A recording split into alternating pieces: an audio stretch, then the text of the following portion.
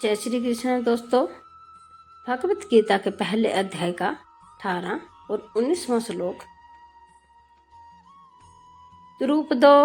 द्रुपदेयाक्षक्ष सर्वश पृथ्वीपते सौभद्रचक्ष महाबाहु शंखदा धर्मु पृथक पृथक।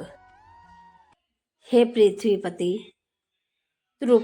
द्रौपदी के पुत्र और महाबाहु सौभद्र अभिमन्यु ने भी अपने अपने शंख बजाए।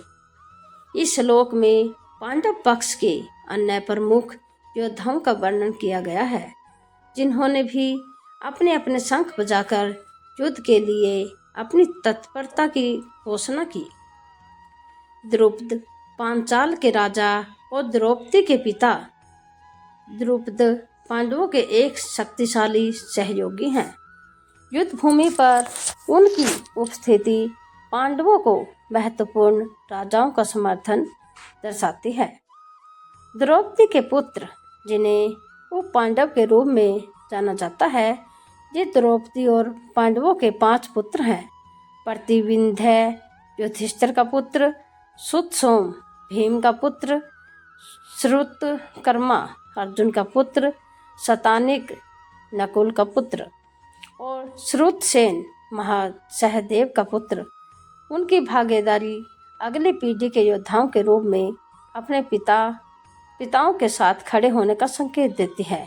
अभिमन्यु सुभद्रा और अर्जुन के पुत्र महाबाहु अभिमन्यु, जो अपने पराक्रम और युद्ध कौशल के लिए प्रसिद्ध है, उनकी उपस्थिति पांडव सेना की शक्ति को बढ़ाती है।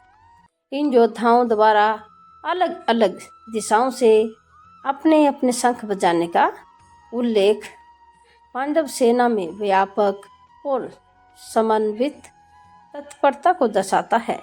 यह कार्य उनके संकल्प और एकजुट भावना का प्रतीक है, जिससे वे युद्ध के लिए आगे बढ़ते हैं।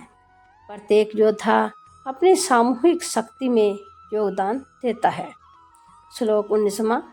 सघोषो धार्तराष्ट्राण हृदयानि व्यदारयत नभचक्ष पृथ्वी चैव तुमुलो व्यनुनादयन्।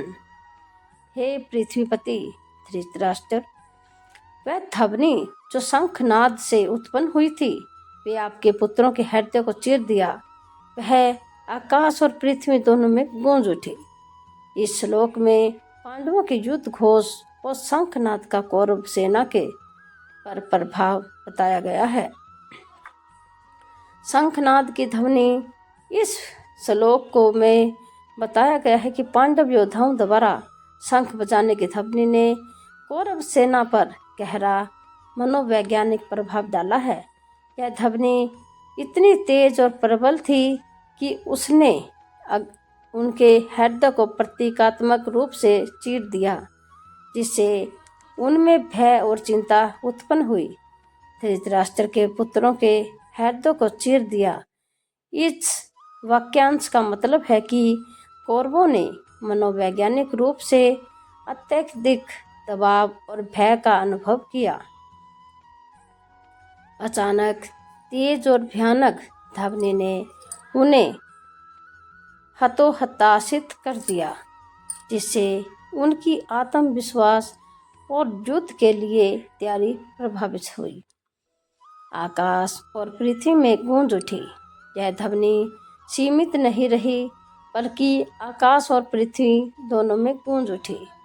यह ध्वनि की विशालता और तीव्रता को दर्शाती है, जो पांडव सेना की तत्परता और आक्रामक भावना का प्रतीक है।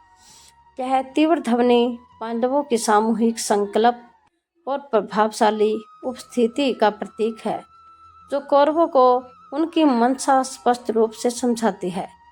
इस श्लोक में पांडवों द्वारा मनोवैज्ञानिक युद्ध के शक्तिशाली और रणनीतिक उपयोग पर प्रकाश डाला गया है।